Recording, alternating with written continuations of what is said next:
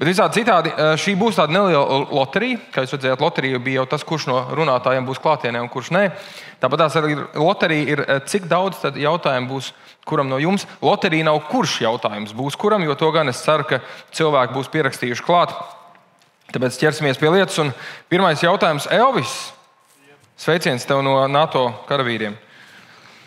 Ņemot vērā kriptovalūtu un decentralizēto finanšu pieaugumu, kā es atļaušos no jūsu prāt uz tavuprāt, kā tavuprāt šīs tehnoloģijas ietekmēs krāpšanas un tiešsaistes finanšu noziegumu nākotni?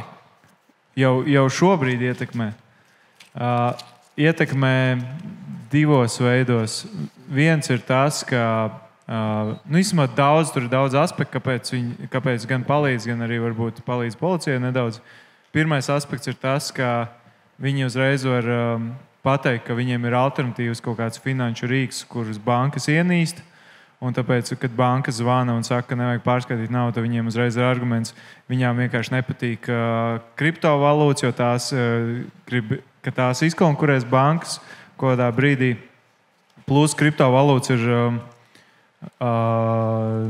nekontrolētas, tur nevar nevienam konfiscēt kontus vai kaut ko tam līdzīgu. Bet vienīgā problēma ir tā, ka visus darījumus var izsekot. Nē, ar piebildi, labi, ar dažām niansēm ir dažas sistēmas, piemēram, kā Tornado Cash, kuru nevar vairāk izsekot, bet tas ir atsevišķi. Bet pārsvarā krāpnieki pagaidām vēl nav tik gudri, un viņi līdz tam neaizdomājas. Viņi vienkārši pa bitcoiniem laiž naudu kaut kur. Un to visu var smuki izsakot, un ir jau kompānijas, kas veido vesels grafus. Tiem, kas nezin, varbūt, tad blokķēde ir reāli publiski pieejama visiem. Jūs varat visu darījumus, visu vēstures gaitā apskatīties. Un ir jau uzņēmumi, kas ir uzzīmējuši grafus, kur kāda nauda iet, un tajā grafā var smuki redzēt, kur ir tas krāpnieks, kā viņam aiziet. Jo krāpniekam vienmēr tā nauda ir jāpārvērš reālā fiziskā naudā. Kā viņi to dara? Vai nu pērk narkotikas, kas ir reāls arī veids, viņi reāli iepērk īstas narkotikas un pēc tam pārdod uz ielas, un tādā veidā pārvērš to naudā. Citi, kas ir tādi vairāk idioti, tie vienkārši paņem kaut kādās biržās samaina uz fizisku naudu. Tas, protams, ir liels neprāts, jo tev uzreiz ir sasaist tavam blockchain kontam ar tavu fizisko personu. Bet, var apiet. Katrā ziņā tas ir liels risks. Un plus vēl investīcijas ir vēl atsevišķi stāsti, ka viņi stāsta, ka ar blokķēdēm var investēt un nenormāli daudz nopelnīt, jo mēs visi esam dzirdējuši ziņās, ka ir bijuši strauji augumi, strauji kritumi, un ar to ļoti daudz tiek ievilināti investīcijās. Tā kā, ir daudz riska ar blokķēdēm. Tad atkal ir jāsaka nē, kā tu teici, ja? Jā, protams. Nevis nē blokķēdēm, bet nē krāpniekiem, kuri... Tur jāprecizē, kam tieši nē. Man ir liels prieks, ka Agata mums ir pateikusi jā, un vēl joprojām ir šeit. Tā ir īsta Agata, tā nav mākslīgā intelekta radīta. Tāpēc es atļāvos nedaudz pārkāpt noteikumus un parakāties un atrast jautājumu viņai. Ar kādiem unikāliem izaicinājumiem, jeb tādiem īpašiem izaicinājumiem tev ir sanācis saskārties īstenojot šo projektu par digitālo transformāciju augstākā izglītībā? Un ar ko mēs vēl saskārsimies?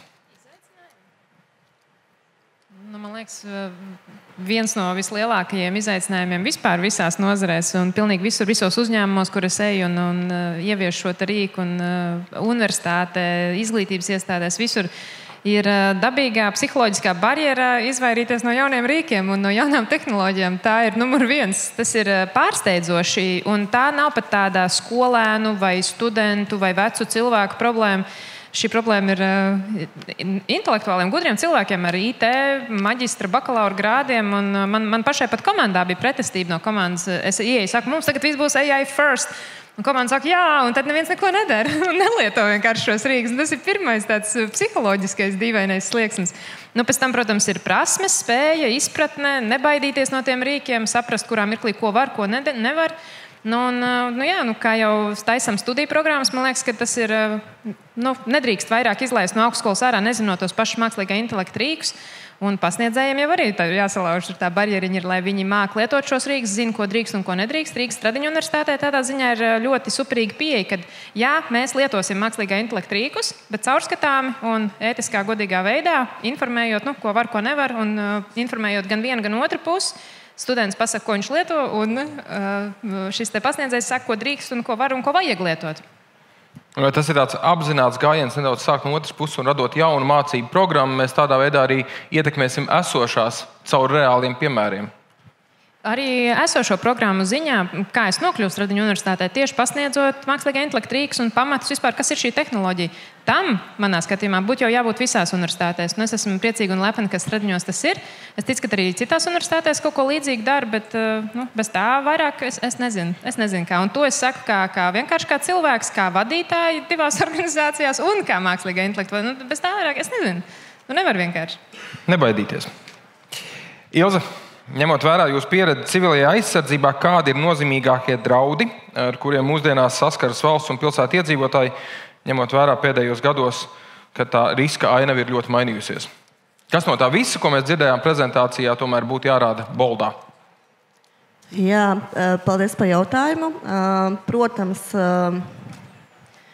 šis militārais apdraudējums mums pastāv, un gribētu teikt, ka cilvēkiem, iedzīvotājiem tieši vairāk ir jāiepazīstās ar informatīviem materiāliem, lai saprastu, kā rīkoties, ja nedod Dievs tiešām kaut kas notiek.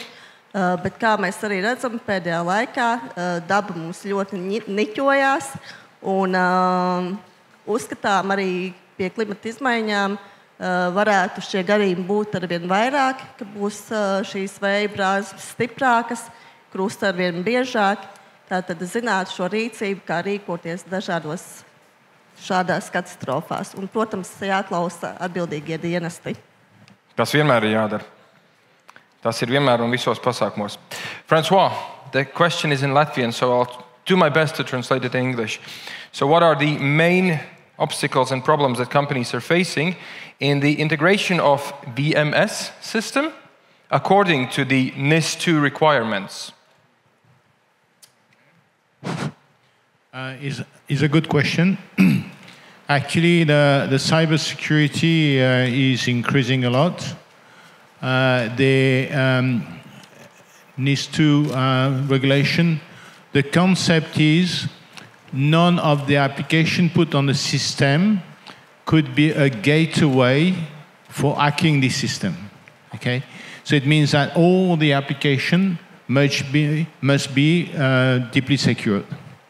Digifoy is already highly secured in the way they support the encryption from the camera to the server, to the server to the client, the processing server to the main VMS server. So all that is encrypted, plus the encryption of the recordings in AES 256. Nonetheless, we are working as well with a partner in France. Hopefully, we will announce next month that we got actually a system compliant to ANSI level 2 or level 3, which is one of the highest level. ANSI is a French organization, and the French, sorry, I'm French as well, they're quite very demanding in cybersecurity. So the concept is to increase the security of a very specific project to make Digifoy in a box is highly secured. So definitely we are very involved and committing into this new regulation.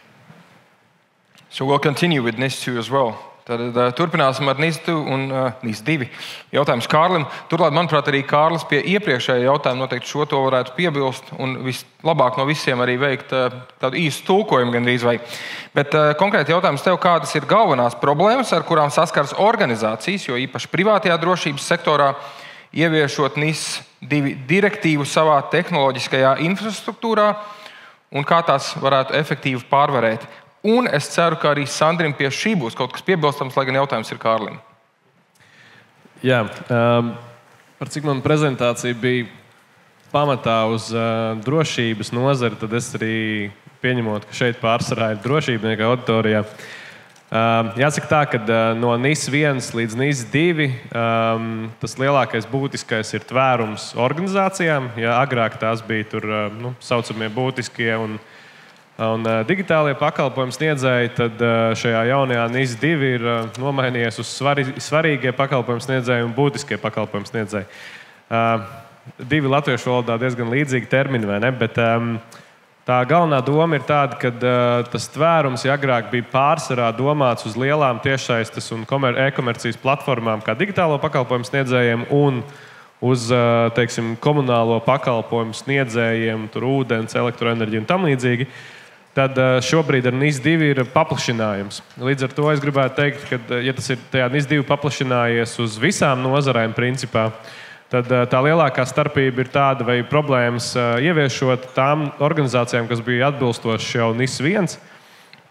Tur nav pārāk daudz izaicinājumu, jo MK442 arī, kas noteica šīs minimālās drošības prasības, liela daļa arī no šī jau ir esošajā. Protams, mēs varam tur par niansēm runāt, bet tas ir vēl viens lekcijas ietvers. Tas savukārt tām organizācijām, kurām tagad tikai būs jāatbilst, un tās ir ražošanas nozares, tās ir loģistikas uzņēmumi un medicīna un tam līdzīgi, ķīmijas pārstrāde tam līdzīgi.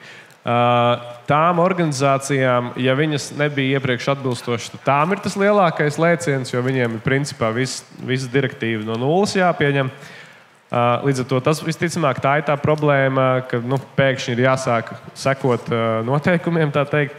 Bet tas otrs, ko es gribu pie šī piebilst, ka tad arī tas būtiskākais vispār ar šo NIS2, ja mēs tādā drošībnieku kontekstā fiziskās tieši domājam, tad ja iepriekšējā NIS1 un MK442 regulējumā varēja organizācija paļauties principā pati uz savu pašnovērtējumu, un neviens nevarēja ne sodīt par to, ne kaut kā ietekmēt, bet tas bija varbūt tāds publisks tikai rājiens. Tad šobrīd jau tā situācija ir citādāka. Šo auditu un novērtējumu jums ir jāveic, bet ja CERTam vai Nacionālajam kiberdrošības centram būs aizdomas, ka jūs neesat atbilstoši novērtējuši savas sistēmas, tad viņi vai paši veiks, vai var pasūtīt ārēju auditu. Kas nozīmē, ka tā lielā būtiskā izmaiņa un problēma līdz ar to organizācijām ir tie, kas agrāk neko neievēroja, tiem tagad ir jāievēro viss. Un tāpēc arī tas, ko es savā prezentācijā fokusējos, ja jūs negribat maksāt šos sodus, jau standartā pieņemat, ka visas jūsu sistēmas ir vismaz B kategorija un rūpējieties par viņām tā. Un tad arī problēmas principā nebūs.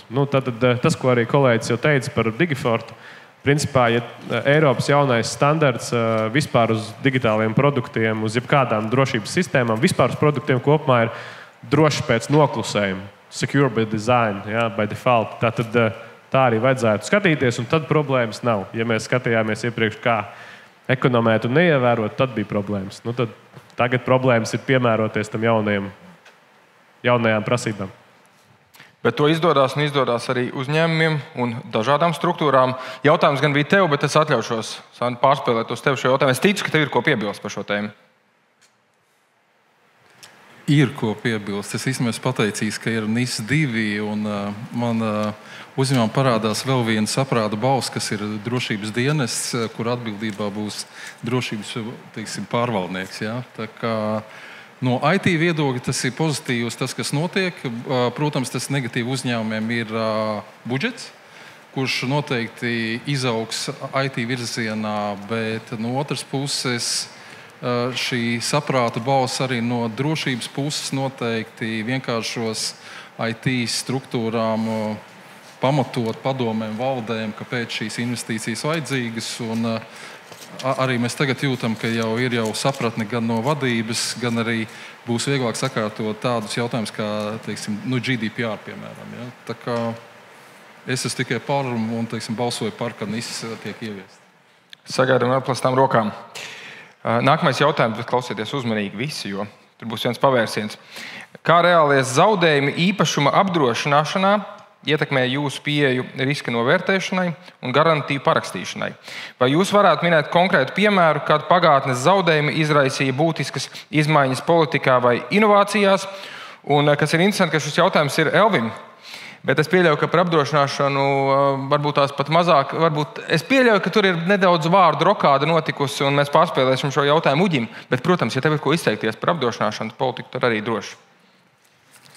Jā, es nezinu, vai man strādā mikrofons. Strādā, tad, kā zaudējumi mūs ietekmē? Protams, ka ietekme ir, un mums ir bijuši gadījumi, kad mēs pārskatām to, kā mēs izvērtējam riskus pēc tam, kad ir piedzīvots kāds liels negadījums. Un tas bija pirms kādiem 6-5 gadiem bija viens tāds varbūt izteikts izmaiņas. Un, tas bija brīdis, kurā mēs, teiksim tā, Latvijas apdrošināšanas tirgu ilgstoši, sevišķi runāja par komercīpašumiem, ir bijis tā, ka, kā es minēju, kādreiz notika varbūt viens liels negadījums gadā. Ja mēs esam kādi 6, 7, 8 apdrošinātāji, tad viens zaudēja loterijā tajā gadā. Un visiem pārējiem bija sajūta, bet par tiem lieliem klientiem jau mēs tāpat varam turpināt cīnīties ar zemāko cenu, tāpēc, ka vienkārši kāds būs neveiksmīgs nākamgad, statistika rāda, ka visticamāk mēs tie nebūsim. Un tad, kad šie zaudējumi sāka pieaugt, tad mēs redzam, ka jā, apdrošinātāji ir mainījuši savu pieeju. Viņi ir daudz rūpīgāki risku izvērtēšanā. Tas, ko es rādīju, šīs attēli no uzņēmumiem, tie ir mums pieejami tādēļ, ka ir cilvēki, kas brauc, un uzņēmums, kas ir vai nu bīstamās nozarēs, vai ar lielām vērtībām, viņi brauc viņus apsekot. Un, ja kādreiz mēs bijām, es teiktu, vienīgais uzņēmums, kuram bija šādi eksperti, tad šobrīd es teiktu, katram uzņēmumam ir tādi eksperti, kas brauc uz vietas apsekot. Un otrs ir šis arī piemērs, ko es rādīju par šīm summām. Vienā adresē, cik liels vērtības atrodas, tad es varu pateikt, ka ja šeit ir kāds uzņēmums pārstāvēts, kuram šīs vērtības jau ir vienā adresē diezgan koncentrēti, ir, es teiktu, kādi 50, 60, 70 miljoni eiro, tad droši vien jūs esat saskārušies ar to, ka, ja kādreiz jūs saņēmāt piedāvājumus no 5, 6 apdrošinātājiem, šobrīd labi, ja jums būs 2 piedāvājumi tirgū. Tā kā, jā, apdrošinātājus ir ietekmējuši šīs izmaiņas, bet es domāju, tas ir pozitīvi tādā ziņā, ka gan mēs veicinām jūs domāt vairāk par šiem drošības aspektiem, gan arī, es teiktu, apdrošinātājiem ir jābūt, jānosaka pamatot tie nosacījumi polisēm, ko viņi izsniedz, lai jūs būtu droši, ka tas apdrošinātājs, pie kura jūs apdrošinājāt, spēs arī jums samaksāt atlīdzību. Lai nebūtu tā, ka ir tikai cenu karš un beigās varbūt izrādās, ka nāks vilties tad, kad ir negadījums. Paldies. Es padarīšu arī tavu dzīvi vienkāršāku, jo man ir konkrēts jautājums tev, ja tu gribi. Es šito, kā zaudējumi ietekmē nākotni, ir tāda statistika pasaulē, ka, nezinu, cik var tam uzticēties, bet es domāju, tu patiesībai, ka 60% mazo līdz vidējo uzņēmumu, kur piedzīvo kiberuzbrukumu 6 mēnešu laikā bankrotē. Un man ir arī vairāki uzņēmumi, kur uzņēmumu darbinieki ir uzķērušies uz krāpniekiem un šobrīd ķepurojās ārā, lai nebankrotētu. Līdz ar to viens tavs darbinieks apkrāpts, un sevišķi, ja viņam ir pieeja kontam, varbūt, ka pat nav pieeja kontam, bet tas ir vērtīgs darbinieks, kurš pēc tam, un ļoti bieži šie darbinieki, kur ir apkrāpti, aiziet prom no darba arī, tu pazaudē tādu savu key darbinieku, un tev arī biznesa sašķelbās. Līdz ar to jebkura krāpšana, jebkuram darbiniekam var ļoti ietekmēt arī uzņēmuma darbību, līdz pat novest līdz bankrotam. Kuldīgas grāmatvedes stāsts. Jā, tieši tā. Vai visi zina, par ko viņi runā? Pie tā arī paliksim. Intriga saglabājās. Bet mikrofonu tālāk nedodam. Jautājums tev, kā darbojas krāpšana caur preču pārdošanu ar DPD un es pieļauju līdzīgu pakalpojumu sniedzēju starpniecību?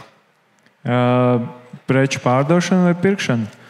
Šeit ir minēta pārdošana, bet tomēr ir tā, ka cilvēks ieliek sludinājumu, pārdod kaut kādu preci, un viņam atnāk uzreiz momentā cilvēks, kas saka, hei, es gribu tavu preci, un vispār neprasa neko vairāk. Viņi dažreiz vēl paprasa fotogrāfijas nosūt fotogrāfiju. Viņi tādu, es gribu tavu preci, tā kā tu līdz pirkšu jau, un tad es parasti ar viņiem pakaulējos, vēl viņš tur ielikt, pieņemsim, pa 100 eiro. Viņš saka, es uzreiz ņemu, saka, pa 200 ņemsi? Un uzreiz, jā, protams. Un, tas, protams, ir sarkanais karogs, bet kāpēc viņiem vajag lielāku summu? Tāpēc, ka viņi atsūta saiti. Tad, kad jūs esat vienojušies, ka pārdos, viņi atsūta saiti un saka, ka viņi jau ir samaksājuši par to sūtījumu. Un te ir DPD links, kur tev ir jāievada savu karšu dati, un tad tev uz karti atnāks tā nauda. Un tā summa, kas tur rādās, ir tā, par ko jūs vienojaties. Jo lielāka summa, jo labāk. Tāpēc, ka tad, kad jūs bankā dabūsiet notifikāciju, ka šis maksājums ir jāapstiprina, tad tur būs mīnus zīmīt, bet jūs taču nezināt mīnus, kurā virzienā.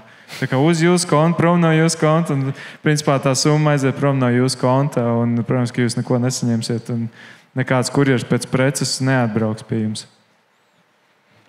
Paldies, Ilze. Vai uz šo brīdi ir aktualizēts civilās aizsardzības plāns Rīgai? Jā, plāns tiek aktualizēts. Plāns ir izstrādāts 18. gadā, bet mēs strādājam pie dažādu sadaļu aktualizācijas, pilnveidošanas. Un, kas bija sākumā mīnus pie civilās aizsardzības plāna, tika izstrādāts par pašvaldībām. Tas, ka tika ņemtas firmas, kas izstrādā šos civilās aizsardzības plānus, un, protams, šīs firmas nezina iekšējos procesus, uzdevumus, un tādā veidā ļoti daudz tika likta teorija no valsts civilās aizsardzības plāna. Un tagad strādājot, aktualizējot tieši Rīgai šo plānu, mēs sadarbojamies ar jau ekspertiem, profesionāliem, piesaistot cilvēkus, kas tiešām pārzina šo jomu, jo gribam detalizēti iedziļināties, nevis virspusīgi kaut ko ierakstīt, lai cilvēkiem tomēr būtu kāda skaidrība, kā rīkoties dažādu katastrofu gadījumos. Un, kas jaunajā civilās aizsardzības plānā neuzrādīsies, vairs nebūs informācija par kaut kādiem materiāli tehniskiem resursiem, jo, zinot šī brīža situāciju, tad tas ir kā ienaidniekam odziņa uz putukrējuma. Šie dati ir sensitīvi, un viņi iedzīvotājiem vairs neparādās. Bet mēs viņus uzglabājam pie sevis, ne publiski. Regula un direktīva ietvaros. Kārli, tu tā paskaties uz mani, tāpēc tev ir jautājums. Vai kara apdraudējums ap 2030. gadu vēl joprojām ir uzskatāms par reālu, ņemot vērā Krievijas infrastruktūras objektu iznīcināšanu un cilvēku resursu zudumus? Nesabiedēju to, acīm redzot, pietiekami kādu. Principā jāsaka tā, ka es, protams, neesmu militārais eksperts. Es šeit atsaucos uz partneru dienestu un arī patiesībā Latvijas izlūkdienestu ziņojumiem. Jāsaka tā, ka, lai neiedziļinātos pārāk daudz šajā tēmā pēc būtības, ir jāsaka, gribi mieru, gatavojies karam. Un, jo lielāka, jo pretinieks, principā tāpat kā jebkurš žaglis veikalā, pirms viņš veic kaut kādus soļus, viņš galvā sev veic matemātisku aprēķinu, vai viņa tas iegūtais labums būs potenciālo zaudējumu vērts. Un, ja veikalā nav apsardzes darbinieka, nav drošības sistēmas un iespējams tur glabājās, zelta stieņi, pieņemsim, skaidrs, ka viņš riskēs, jo viņš uzvelk masku, ieskrien, izskrien, neviens viņu neaiztur, viņam tā iespēja kaut ko laimēt ir liela. Savukārt, tad šo analoģiju pielietojot arī ģeopolitiskajā kontekstā, Krievija domā, ieejot Ukrainā, ka viņus tur sagaidīs ar ziediem, nevis ar automātiem. Viņu tā matemātiskais aprēķins bija nepareizs. Un šeit ir tas pats stāsts arī par Latviju, par Baltijas valstīm, par Eiropu, jo mēs būsim gatavāki uzņemt un dot prettriecienu, jo mūsu potenciālā pretinieka matemātikas aprēķinā mēs būsim lielāki zaudējumi viņam. Tas ir piemērs, kāpēc arī Šveice no 12. gadsimta ir neatkarīga valsts, kas nav karojusi. Tur, protams, ir arī stāsts par to, ka viņi ļoti laicīgi ir arī visu Eiropas naudu pie sevis glabājusi, lai neviens nebūtu ieinteresēts karot.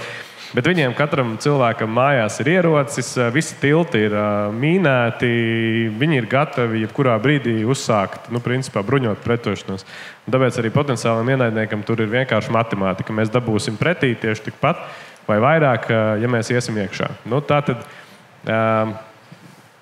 rezumējot, šobrīd tie dati, vai viedokļi, kas saka, ka 2030. gads ir tas gads, kad Krievija būtu gatava, mēs to redzam no Krievijas budžeta, ka viņi katru gadu palielina budžetu. Infrastruktūras atjaunošana ir laika jautājums. Un Krievijai vēl joprojām ir ļoti liels mobilizējamais resurss. Un ja viņi iet uz pilnu konfliktu ar Eiropu, tad mums jārēķinās, ka ir vismaz 30 miljonu dzīvais spēks, ko var mobilizēt. Jo tad viņi pilnībā pāriet uz kara ekonomiku, kā Otrajā pasaules karā. Tāpēc nevajadzētu lolot kaut kādas idejas par to, ka tagad viņiem ir naftas bāzes iznīcināts un viņi tāpēc neuzbruks Eiropai. Tā. Neatslāpstam. Arī nākamais jautājums šķietam ir orientēts Kārlim, bet es atļaušos veikt atkārtot rokādu un pārspēlēt viņu uz Sandri. Ņemot vērā kiberapdraudējumu straujo attīstību, kā uzņēmumi var nodrošināt, lai to drošības tehnoloģijas joprojām atbilstu NIS2 direktīvai, vienlaikus esot pietiekami elastīgi, lai pielāgotos jauniem riskiem un inovācijām? Smags, sarežģīts, garš, intensīvs. Jautājums ir ļoti sarežģīti atbildi. Ja? Pāris shortcut uzņēmumiem. Komunicējiet ar LVRTC, viņiem ir diezgan daudz naudas no aizsardzības ministrijas šādu kritisku jautājumu risināšanai. B, neglabājiet visus solis vienā groziņā. Tātad, ja jums glabājas dati on-prem mākonī, atrodiet vietu, kur viņu glabāt vēl. Elastība, kaujieties ar pakalpojumu sniedzējiem. Vienīgais ilgstošs darbs, audzināšanas darbs pret mūsu pakalpojumu sniedzējiem, arī ar to pašu LVRTC. Ja. Teiksim, mums ļoti daudz struktūras ir pieraduši atnāk pie valsts struktūrām, pie privātām struktūrām ar gatavu cenu, labu gatavu piedāvājumu. Kaujieties, runājiet par saprātīgām cenām, risinājumiem. Dabūniet komplektā kaut ko papildus klāt, kas ir noderīgs jūsu drošībai, personāla apmācība, kas ir, man liekas, ļoti nenovērtēts sastāvdaļa, jo no kiberdrošības viedokļa, kā IT vadītājiem, saprot, ka vājākais posms ir cilvēks. Teiksim, tika minēts, ka viena darbinieka dēļ var nobankrotēt. Arī Rīga var nobankrotēt. Ja mēs tur salaižam grīstē visu, tad es atvainojos. Jā, tāpēc personāla apmācību prasiet, ņemiet, NIS ietverā, starp citu, ir ļoti daudz prasības pret personāla apmācību. Arī drošībniekiem būtu ar to, teiksim, jāstrādā īsumā.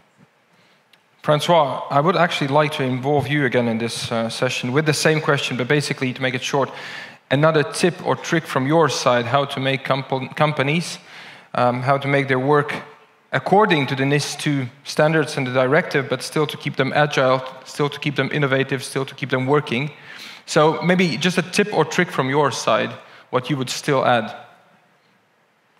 For the NIS2? Yeah, to make your work according to the NIS2 directive, but still aligned with the existing business reality. You know, cybersecurity is a moving target. What's valid today is not valid tomorrow, and you've got to make progress your system to actually be always secure on the threat, any new threat coming every day. So as of today, we work, as I explained, with the encryption, and but there is our application. There's also the way it's implemented in the network and the system of the end user. So it's a combination, it's a teamwork together. Don't you agree with? So I think that's the way, that's the response. That's the response we got today. I don't know tomorrow we will face together, as I explained during my presentation, that the project we deploy for customers and users is not for today only, it's for the future as well. So we will have to actually adapt ourselves upon the new threat we're going to face to provide an accurate response of what we're going to face. I would like to add that we should accept new normal, which is everyday phishing attacks, cyber attacks, daily, hourly. Some maybe 10 years ago, everyone have a mobile phone bill. I think it's good advice to have, which we give even to our employees, that everyone should have a cybersecurity subscription from your mobile operator, from different vendors, and accept cyber attacks are new normal, daily. Tad tieši turpinot šo tēmu un jau tā no šīs konferences un šīs dienas satura, ja mēs vairāk par cilvēkiem tieši runājam prizmu. Elvi, kāds tips un triks, ja mēs to tā sauksim, kādas pēc tavas pieredzes ir visefektīvākās stratēģijas, ko uzņēmumu un privātpersonas var izmantot, lai pasargātu sevi no arvien sarežģītākiem naudas krāpšanas, hakeru mēģinājumiem un visiem jau pieminētajiem draudiem? Ir tāds CompTIA tests, eksāmens, kur certificē IT speciālists. Un tur bija viens labs jautājums, kā vislabāk pasargāt lietotājus no pikšķerēšanas uzbrukumiem. Un tur bija 4 atbilžu varianti, un pareizā atbilde apmācot lietotājus. Tas ir vienīgais veids. Visi tie, kas bļaustās, ka policija neko nedara, bankas pārdod mūsu datus un pastas mūs grib apčakarēt. Nevar preventīvi, protams, var kaut ko izdarīt, bet vislabākā metode ir tikai apmācot cilvēkus. Tieši tāpēc arī mēs nākam uz šādiem pasākumiem, sarunājamies, mācāmies arī viens no otra. Un es ļoti labprāt būtu pajautājis arī vēl kādu jautājumu Agatei, bet tie ir aptuveni 14. Un, manuprāt, Agata būs nākamgad jāatgriežās ar prezentācijas turpinājumu. Uz šajā brīdī es arī gribētu likt nevis punktu, absolūti ne, bet semikolu šai sarunai, jo es ļoti ceru, ka viņi arī nebeigs projām. Es varu ātri vienu aptauju. Šeit ļoti bieži tika lietots vārds drošībnieks. Paceliet roku tie, kas uzskata, ka drošībnieks ir jebkurš, kurš strādā drošības jomā. Un paceliet roku tie, kas domā, ka tikai drošības policijā strādājušie. Jā, bet ar valsts drošību saistīti. Tātad kaut kā neviens vispār nepacēl. Jebkurš drošības jomā, kas strādā, paceliet rokas. Ok, daži, ne vairāk.